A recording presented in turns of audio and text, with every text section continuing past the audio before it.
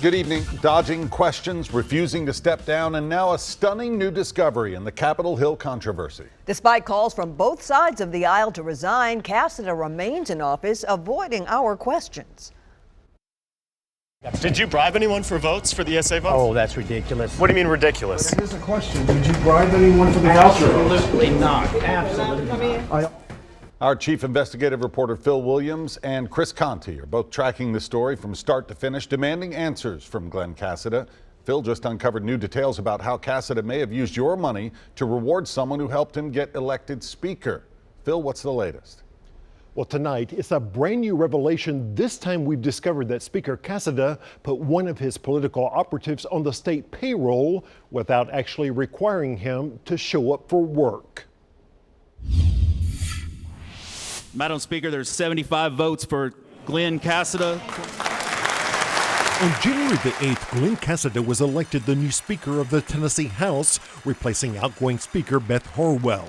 So help me God. So help me God. Congratulations. Thank you, Jeff. Appreciate you. That same day, Cassada gave a $48,000 a year state job to Michael Lutfi, a young political strategist who had helped Cassada get people elected who would support him for Speaker, but tried to find an office for Lutfi here in the legislature's Cordell Hall building, and you won't find one. Look him up online, and you won't find a state phone either. And until last month, he did not even have a state email. Lutfi admits that under the terms of the job offered by Cassada, he's not even expected to work 40 hours a week. If you're getting a full-time salary and you're getting benefits, you should show up full-time. Nashville Democrat Bo Mitchell says he's never heard of anyone in legislative offices having that kind of arrangement. The question is, why is someone getting paid this type of money and not having to show up? Everyone else has to show up for work. If he's not adding any value to the Tennessee General Assembly, then why is he getting paid nearly $50,000 a year? Lutfi's official title is Senior Legislative Advisor. He says that means helping to advise Cassada as well as House Republicans on policy as well as political strategy. He calls his arrangement an alternative work schedule. Sure, you don't have to come in, Lutfi said, but you just need to be available to take calls if necessary or work whenever is necessary and be able to come in at any given time. I've never heard of that practice. There's no policies for that in the Tennessee General Assembly. I know of no other employee that is allowed. Employees are expected to show up and do their job. Lutfi's other job is this company, Red Ivory Strategies. Among the services it advertises, digital branding and website development, government and public relations, and direct mail.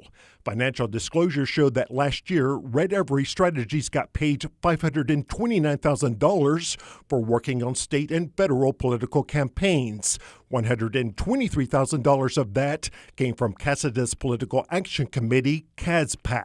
If it's important, and it is, it'd be important to me. If I was raped, I would move. And just as Cassada had defended Representative David Byrd, who's been accused of sexually assaulting 3 women years ago, Lutfi admits part of his job for CASPAC was running this shadowy Facebook page, the Alliance for Tennessee Families, which was working to get Byrd reelected. Lutfi's company created this digital ad portraying Byrd's opponents as socialist Democrats and suggesting the assault claims were lies. Those popped up on phones and computers in David Byrd's district because you can target them via Facebook. Emily Sefos with the group Enough is Enough was among the women protesting on Capitol Hill. She says the fact that Cassada put the person behind those ads on the state payroll speaks volumes. It's a lack of integrity that Cassada has spoken about time and time again, this moral integrity that he has, and this is yet another example of how he, in fact, has none. And he's willing to reward people for doing the dirty work for him. Now, Michael Lutfi previously worked as a legislative aide and was fired by Speaker Beth Harwell in 2016 for his political consulting, quote, being in conflict with his service in the legislature.